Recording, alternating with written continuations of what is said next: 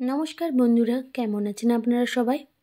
আশা করি আপনারা সবাই ভালো আছেন, সুস্থ আছেন। সানভি কুকিং অ্যান্ড ব্লগে আপনাদের সবাইকে স্বাগত জানাই। আজ আমি আপনাদের সঙ্গে শেয়ার করব কিভাবে বাড়িতে খুব সহজেই ফিশ কাটলেট বানানো যায়। তো চলুন রান্নাটা শুরু করি। আর আপনাদের কাছে অনুরোধ রইল সম্পূর্ণ ভিডিওটা স্কিপ না করে দেখার জন্য। প্রথমেই দেখে নেব ফিশ কাটলেট বানাতে কী কী উপকরণ লাগছে। আমি এখানে 5 পিস মাছ নিয়ে নিয়েছি। রুই মাছ নিয়েছি, আপনারা যে কোনো মাছ নিতে পারেন অথবা মাছের পেটিও নিতে পারেন। এবার মাছে প্রথমেই নুন দিয়ে দিলাম, তারপর দিয়ে দিলাম হলুদ গুঁড়ো। এরপর মাছটা হাত দিয়ে খুব ভালো করে নুন হলুদটা মাখিয়ে নেব। এইভাবে একটা একটা মাছ ভালো করে নুন হলুদ মাখিয়ে নিচ্ছি। এরপর দেখে নেব কি কি উপকরণ লাগছে। এখানে নিয়েছি 3টে পেঁয়াজ কুচি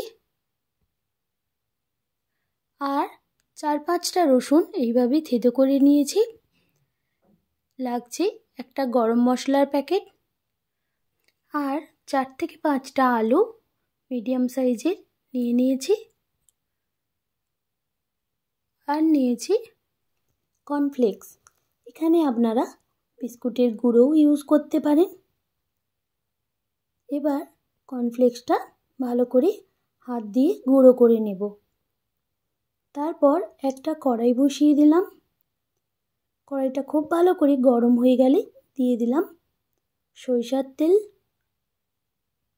এখানে আপনারা রিফাইন্ড অয়েলও ইউজ করতে পারেন। এরপর তেলটা ভালোভাবে কড়ার চারপাশে ঘুরিয়ে নিলাম। তারপর মাছগুলো একে একে সব দিয়ে ভেজে নেব। মাছগুলো বেশি ভাজবো না, একদম হালকাভাবে ভেজে তুলে নেব। এখানে আপনারা মাছটা সেদ্ধও করে নিতে পারেন। সেদ্ধ করলে সেদ্ধ করার সময় সামান্য জলে নুন, হলুদ আর একটু লেবুর রস দিয়ে দেবেন, তাহলে মাছের আষ্টে গন্ধটা চলে যায়। এরপর মাছটা এক সাইড ভাজা হয়ে গেছে, আমি অন্য সাইডগুলো উল্টে নিলাম।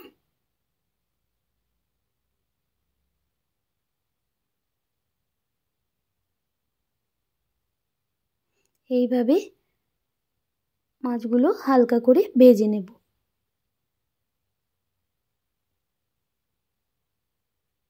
মাছগুলো সব হালকা করে ভাজা হয়ে গেছে, এবার নামিয়ে নিচ্ছি।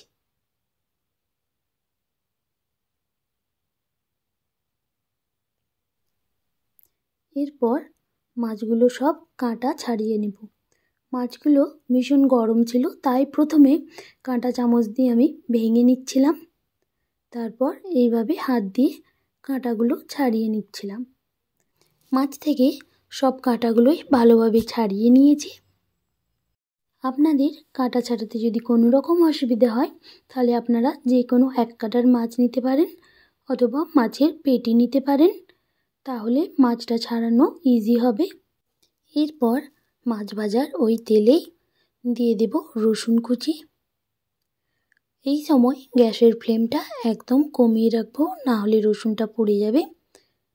2 মিনিট মতো রসুনটা ভেজে নিয়ে দিয়ে দেব কেটে রাখা পেঁয়াজ। পেঁয়াজটা হালকা নাড়াচাড়া করে নিচ্ছি। এইভাবে 4 মিনিট মতো ভাজতে থাকবো। পেঁয়াজটা হালকা ভাজা হয়ে গেছে, আরও 2-4 বার নাড়াচাড়া করে নিলাম। তারপর দিয়ে দেব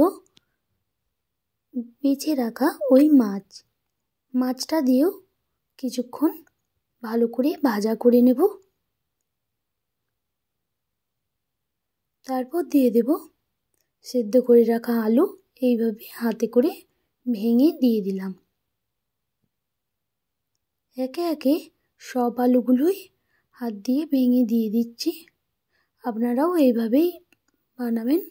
তারপর দিয়ে দিলাম লঙ্কার গুঁড়ো,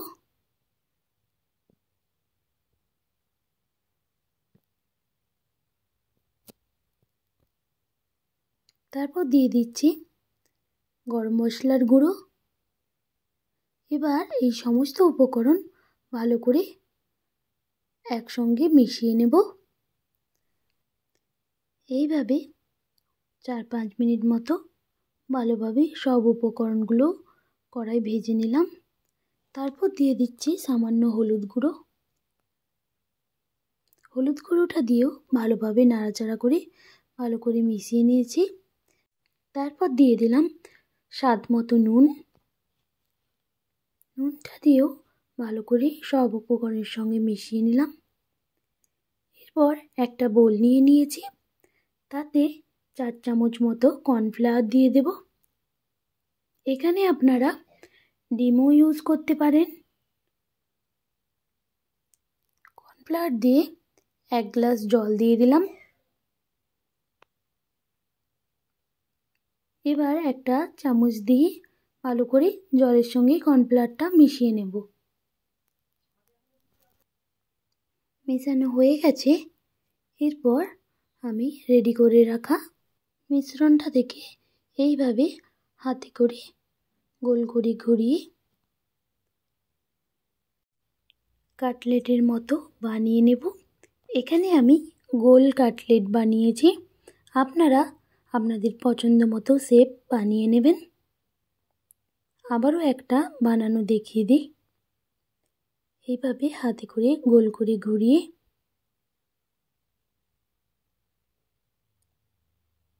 এইভাবে রেডি করে নিয়েছি। এইভাবে সব কাটলেটগুলোই রেডি করে নিয়েছি। তারপর রেডি করে রাখা ওই ফিশ কাটলেটগুলো কর্নফ্লাওয়ারের জলে ডুবিয়ে তারপর কর্নফ্লেক্সে এইভাবে কোট করে নেব। এখানে আমি 2 রকম কর্নফ্লেক্স গুঁড়িয়েছিলাম। এটা আমি হালকা মিক্সিতে গুঁড়ো করে নিয়েছিলাম। এইভাবে এক কোট করে নিয়ে আবারও কর্নফ্লাওয়ার জলে ডুবিয়ে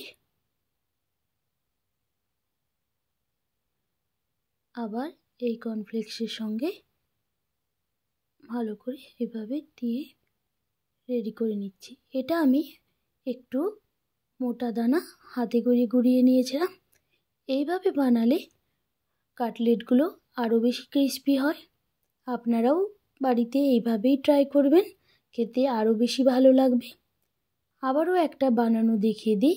প্রথমেই কর্নফ্লাওয়ার জলে ডুবিয়ে নিই, এইভাবে কর্নফ্লেক্সের সঙ্গে ভালোভাবে মিশিয়ে কোট করে নিলাম। তারপর আবারও কর্নফ্লাওয়ার জলে ডুবিয়ে নিয়ে এই কর্নফ্লেক্সের সঙ্গে ভালো করে হাতে করে ঘুরিয়ে ঘুরিয়ে চেপে চেপে সমস্ত কাটলেটগুলো এবার বানিয়ে নেব।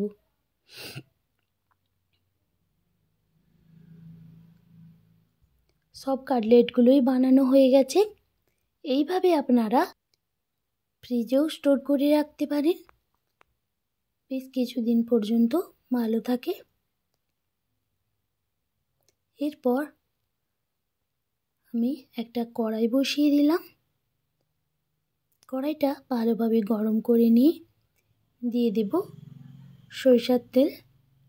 আমি এখানে মাস্টার্ড অয়েল ইউজ করেছি, আপনারা চাইলে রিফাইন্ড অয়েলও ইউজ করতে পারেন।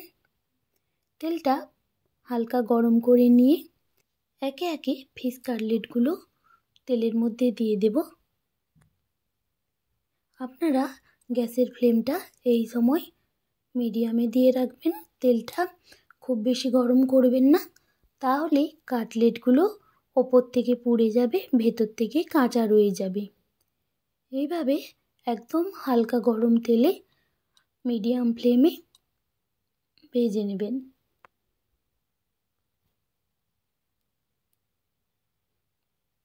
এক সাইড থেকে কাটলেটগুলো উল্টে দিলাম। এইভাবে ডুবো তেলে ভালো করে উল্টে পাল্টে 8 থেকে 10 মিনিট মতো কাটলেটগুলো সব ভেজে নিচ্ছি। প্রায় কাটলেটটা ভাজা হয়ে গেছে, এবার তুলে নেব। এরপর আবারও একবার বাকি কাটলেটগুলো সব ভেজে নেব। আমি আজকে সব কাটলেটগুলো ভাজলাম না, বাকিগুলো ফ্রিজে রেখে দিয়েছি, এইগুলোই ভেজে নিলাম।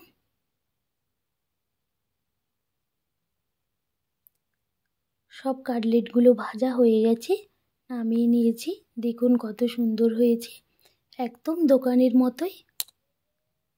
আর এটা খেতেও ভীষণ সুন্দর হয়। আপনারাও বাড়িতে অবশ্যই ট্রাই করবেন আর জানাবেন কেমন হয়েছে।